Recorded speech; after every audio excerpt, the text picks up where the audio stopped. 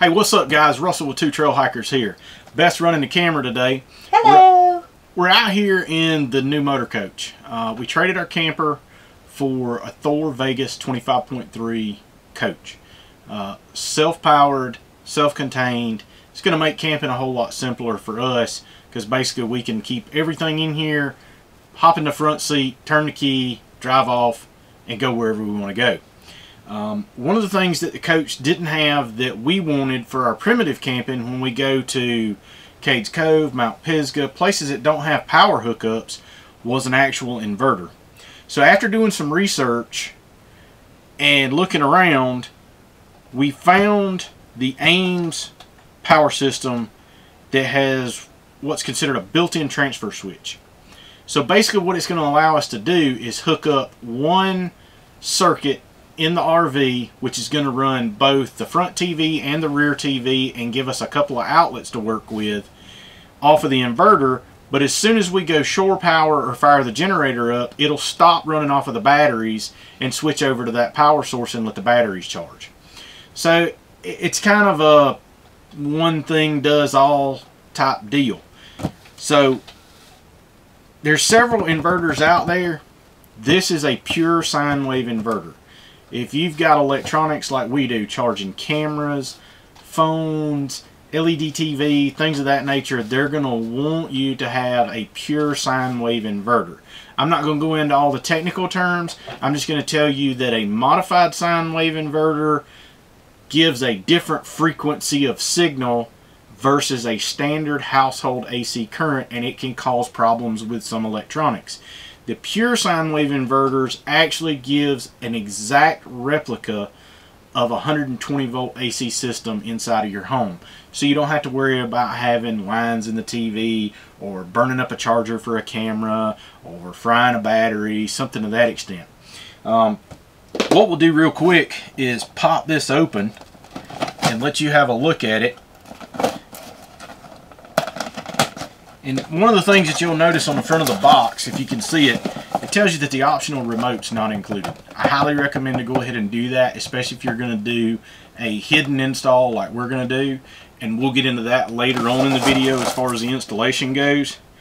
But we get our pure sine wave inverter user manual installation, and then here's the inverter itself. And we ordered this off of Amazon.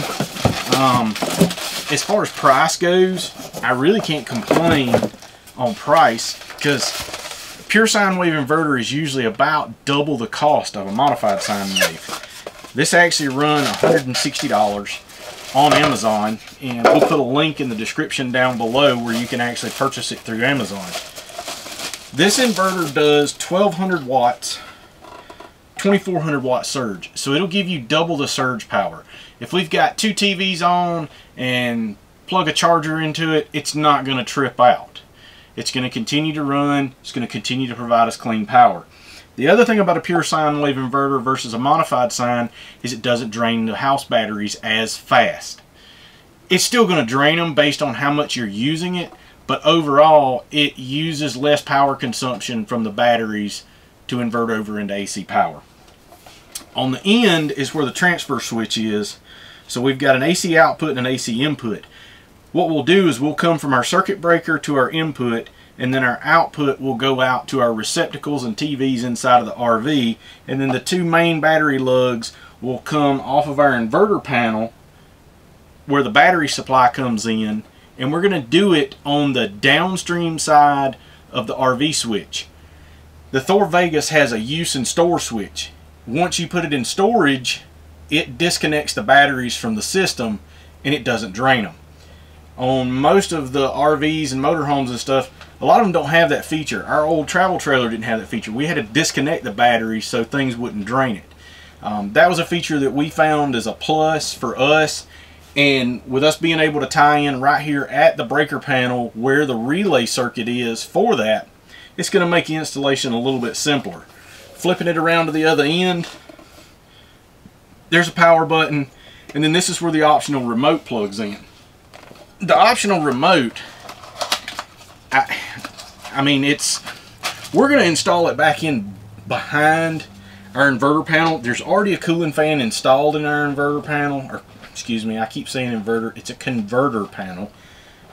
Difference is this will charge and convert 120 to 12 volt versus this converting 12 volt to 120. So this remote switch we're going to be able to run and mount up in the front of the coach along with all of our other controls and switches, so we can power it, we can monitor whether it's running off the inverter or the AC mode, and see if it's tripped based on the LED indicators on here. I think it's going to be a relatively simple install. We're going to get you more in-depth information on the installation, but that gives you the overview of the Ames Power Inverter. Like I said, it's 1200 watts, which will easily run 2 LED TVs, charge 2 cell phones, and a couple of camera batteries. It's going to do everything we need to do when we're out boondocking, so to speak. If you have any questions or comments, drop them in below. We'll do our best to answer them. I'm not going to say I'm an expert electrician.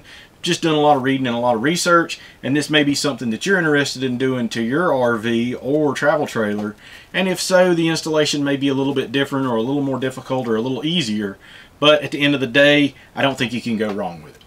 Thanks for watching, guys. Just like and subscribe, and stay tuned for more.